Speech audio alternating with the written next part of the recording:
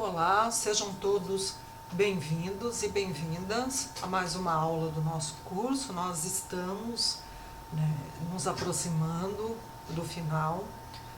Hoje abordaremos o último texto. Os próximos encontros envolvem atividades, encontro síncrono para tirar dúvidas de vocês. Em breve eu divulgarei a correção da prova 1, da avaliação 1, que foi realizada em grupos. Fiquem atentos a isso, devo divulgar em breve. E o tema da aula de hoje é um tema que pode parecer, num primeiro olhar, um tema um tanto quanto sensível e espinhoso, mas é um tema necessário porque remete a uma questão fundamental que também tem relação com a promoção dos direitos fundamentais das pessoas com deficiência, e é uma questão que nós, profissionais da educação, temos que estar atentos e sempre que necessário estar aptos também a pensar nessa dimensão importante da existência humana também para as pessoas com deficiência. O texto indicado para a leitura dessa semana é um texto que é um clássico, ele foi publicado no início dos anos 2000, em 2001, na Revista Brasileira de Educação Especial, que é uma das revistas mais qualificadas na área da educação especial. Texto de autoria do professor Hugues Costa da França Ribeiro, que é um pesquisador dessa área e um especialista na área de produção de pesquisas sobre sexualidade. E ele, de uma forma bastante corajosa, trata dessa questão delicada nesse artigo, que é a questão da sexualidade das pessoas com deficiência, e ele focaliza no artigo as pessoas com deficiência mental. À época a nomenclatura era diferente, utilizava-se ainda a nomenclatura portadores de deficiência, do ponto de vista legal, conceitual e histórico nós já amadurecemos, e hoje utilizamos pessoas com deficiência, reconhecendo em primeiro lugar a dimensão humana, a condição de sujeitos de direitos das pessoas com deficiência.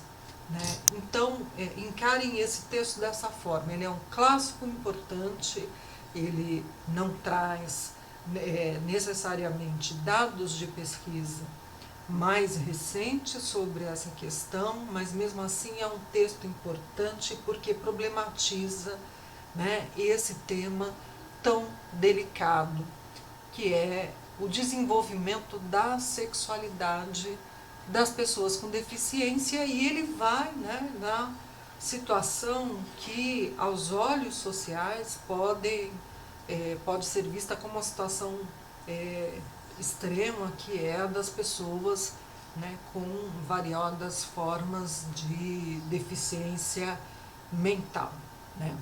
E aí ele começa problematizando que essa questão, essa problemática geralmente emerge quando os pais manifestam, em primeiro lugar, não saber como atuar, como lidar com determinadas situações relacionadas à sexualidade de seus filhos com deficiência. Então, em geral, não sabem o que fazer. E o mesmo acontece com profissionais, como atuar diante de um dado comportamento.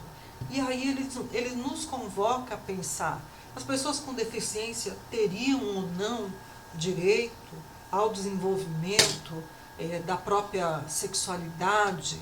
E aí ele vai nos relatar de maneira muito precisa que há uma certa ansiedade na busca pela compreensão de formas mais adequadas de atuação, né? E aí o ponto de partida de reflexão é, né, a necessidade de promover educação né, e orientação sexual para as pessoas com deficiência. Embora, né, o artigo dele trate das pessoas que têm alguma deficiência mental, né, ou intelectual, para usar termos, né, mais atualizados. Mas ele vai destacar de imediato isso, né? Se nós queremos promover, né, a inclusão das pessoas com deficiência, né, na vida em sociedade, na comunidade, é importante atentar, né, para essa dimensão dos comportamentos afetivos sexuais e, inclusive, né, incorporar, né, a temática, por vezes sensível, difícil, de promoção de orientação sexual na educação, né, tanto para os pais e profissionais que atuam, né, junto a essas pessoas, quanto, né, para, em geral, né, os próprios jovens com deficiência, né? E ele toma, né, essa situação limite das pessoas com deficiência intelectual porque é nessa situação limite em que geralmente, né, são manifestas as mais diversas dificuldades. E aí é importante considerarmos a reflexão proposta pelo autor, que a questão da sexualidade não está restrita exclusivamente, né, a ter ou não ter relações sexuais, né, mas é uma dimensão da existência humana que está relacionada à afetividade, né, à promoção dos relacionamentos interpessoais, né, ao direito de amar e de ser amado. E aí, por que as pessoas com deficiência não teriam esse direito, né? Então nos convida a pensar por que muitas vezes chega-se ao entendimento de que elas não teriam direito, porque tudo isso seria um problema a mais para administrar, quer seja na educação, quer seja nas relações familiares, né? E a questão, né, da educação sexual, da orientação sexual como algo importante, até mesmo, né, para que as pessoas com deficiência tenham a oportunidade de aprender, de compreender quais são as condutas sexuais socialmente aceitas e o que não é socialmente aceito. E aí, né, para se promover isso, né, esbarramos em uma série de fatores, né, que estão relacionados, né, à manutenção da exclusão histórica desses sujeitos na vida em sociedade. Mobilidade limitada, né, falta de privacidade, né, que é uma questão, né, que afeta, né, a dimensão das atitudes e valores morais, né, que muitas vezes transformam as pessoas com deficiência num grupo sexualmente oprimido, ou seja, num grupo social que não pode, que fica privado de vivenciar essa dimensão, né, da existência humana, né? E é uma dimensão que faz parte da existência humana das pessoas que não têm deficiências. Então, por que não fazeria parte das pessoas com deficiência? Então, importante, a sexualidade não se restringe à atividade genital, né, a ter ou não ter relações sexuais, né, mas remete aos vínculos mais íntimos, nas relações de afetividade, né, das quais as pessoas com deficiência não podem ser privadas.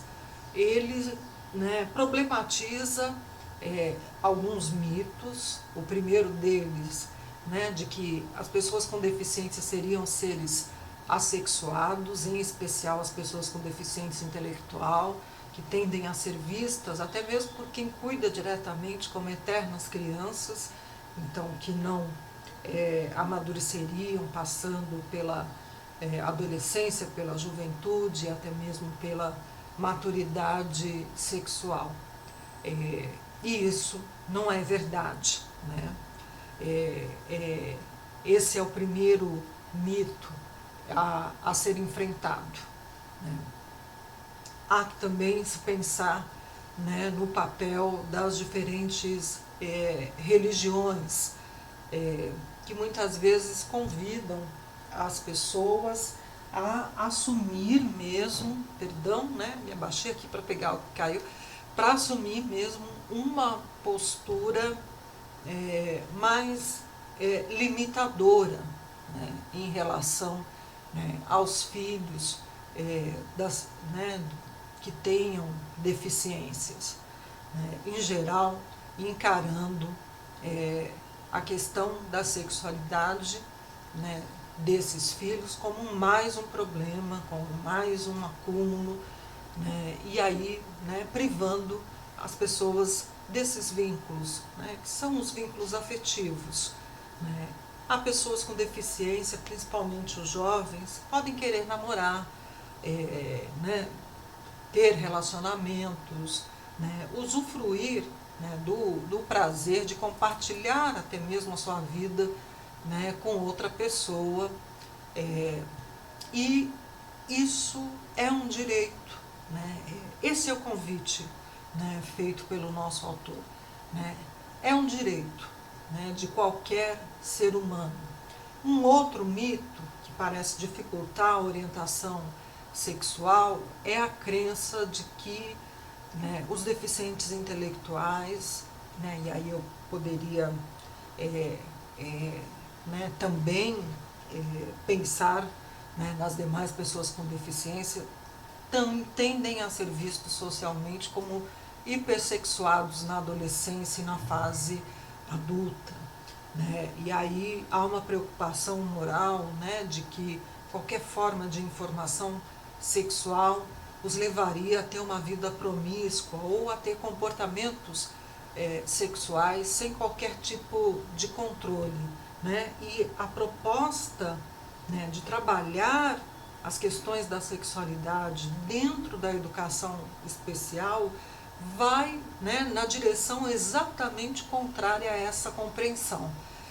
Se as pessoas com deficiência não tiverem acesso a esse tipo de conhecimento, aí sim é que se pode, né, correr esse tipo de risco, né? Então, eles não são necessariamente tendentes a ter comportamentos sexuais promíscuos, de fixação, né, apresentar distúrbios da conduta sexual, né? Não há nada naturalmente dado nesse sentido, né? O terceiro mito, né, é de que as pessoas com deficiência intelectual apresentariam um comportamento muito pegajoso, porque elas tendem, né, para se relacionar, por vezes, em função das limitações que vivenciam, a se comunicar, né, tocando as pessoas mais próximas que, né, lidam diretamente com elas. Então,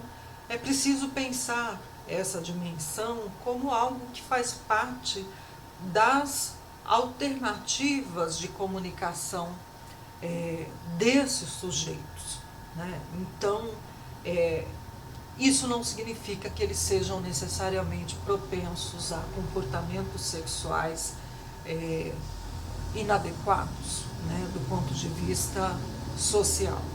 Então, esses mitos precisam ser enfrentados, né, adequadamente, né.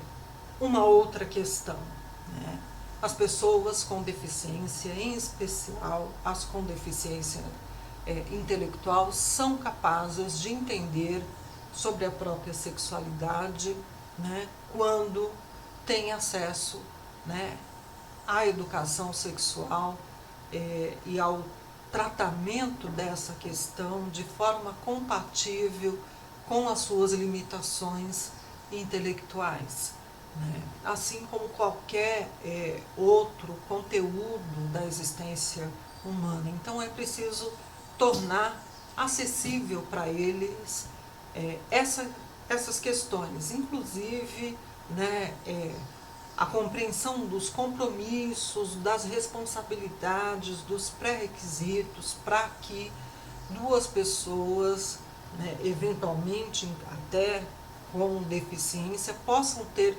vínculos afetivos mais profundos, né, mais íntimos, inclusive, né, até o casamento, né? Então, eles têm direito a isso, né? Eles não podem ser vistos apenas no registro biológico que limita o nosso olhar, né, para aquilo que lhes falta, né? Então, é preciso considerá-los como sujeitos de direitos e dos direitos fundamentais mesmo de toda e qualquer pessoa, né, humana. Por fim, há ainda, né, uma outra questão. Nós vivemos numa sociedade que é uma sociedade de consumo, é uma sociedade que nos impõe padrões de beleza, né? Só os corpos belos, jovens, magros, né, que são enquadrados, né, nessa tirania da estética e que, portanto, teriam direito a uma vida sexual saudável, né? E por força desses padrões de perfeição estética, os corpos que não se enquadram nesses padrões, e os das pessoas com deficiência também fazem parte disso, né? O meu próprio corpo gordo aqui também faz parte, né, disso, né? São encorajados a serem pouco assertivos, passivos, repletos de sentimento de culpa, de policiamento por não se enquadrarem nos padrões veiculados como aceitos, né, pela nossa sociedade, como aqueles que corresponderiam à boniteza, né, à boa aparência física.